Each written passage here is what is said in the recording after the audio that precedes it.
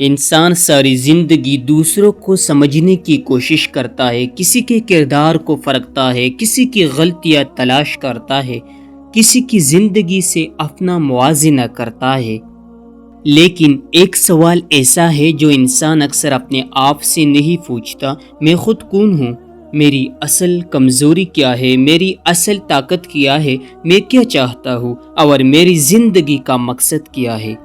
سقراط کی فلسفیانہ فکر کا ایک بنیادی پیغام یہی تھا کہ انسان کو سب سے پہلے اپنے آپ کو جاننے اور سمجھنے کی کوشش کرنی چاہیے۔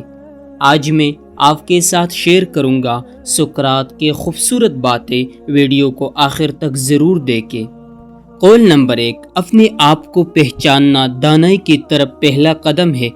دنیا کو جاننا آسان ہے لیکن خود کو جاننا بہت مشکل ہے۔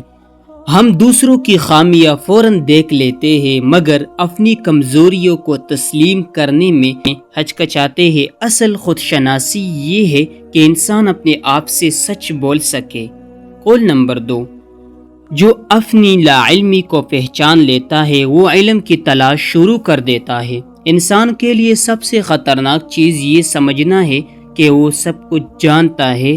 جب انسان یہ مان لیتا ہے کہ اسے ابھی بہت کچھ سیکھنا باقی ہے تب اس کے اندر علم کا دروازہ کھلتا ہے۔ عاجزی انسان کو چھوٹا نہیں کرتی بلکہ اسے سیکھنے کے قابل بناتی ہے۔ قول نمبر 3، اپنی کمزوریوں کو پہچان لینا کمزور ہونا نہیں، اسے بہتر بنانے کی پہلی کوشش ہے۔ ہر انسان کے اندر خامیاں ہوتی ہے، کسی میں غصہ زیادہ ہوتا ہے، کسی میں غرور، کسی میں جلد بازی اور کسی میں دوسروں کی رائے کا خوف۔ لیکن مسئلہ خامی کا ہونا نہیں، اصل مسئلہ یہ ہے کہ انسان اپنی خامی کو خامی ماننے کے لیے تیار نہ ہو۔ قول نمبر 4، دوسروں کو بدلنے سے پہلے اپنے آپ کو سمجھنے کی کوشش کرو۔ ہم چاہتے ہیں کہ دوسرے ہمارے مطابق چلے، ہم چاہتے ہیں کہ لوگ ہمیں سمجھے، ہماری عزت کرے، ہماری بات مانے، لیکن ہم خود کتنی بار دوسروں کو سمجھنے کی کوشش کرتے ہیں؟ زندگی میں تبدیلی ہمیشہ دوسروں سے شروع نہیں ہوتی، کبھی اپنے اندر جانچنا پڑتا ہے۔ قول نمبر 5، جو شخص اپنے آپ سے سوال کرنا سیکھ لیتا ہے وہ اپنی زندگی کو سمجھنا شروع کر دیتا ہے۔ آج اپنے آپ سے پوچھے، میں جو کر رہا ہوں کیوں کر رہا ہوں؟ مجھے واقعی خوشی کس چیز سے ملتی ہے؟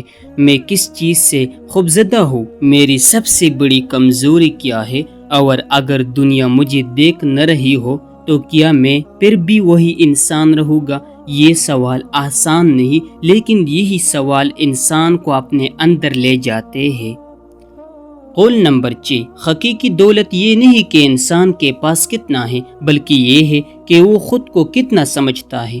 دولت انسان کو سہولت دے سکتی ہے لیکن ضروری نہیں کہ سکون بھی دے۔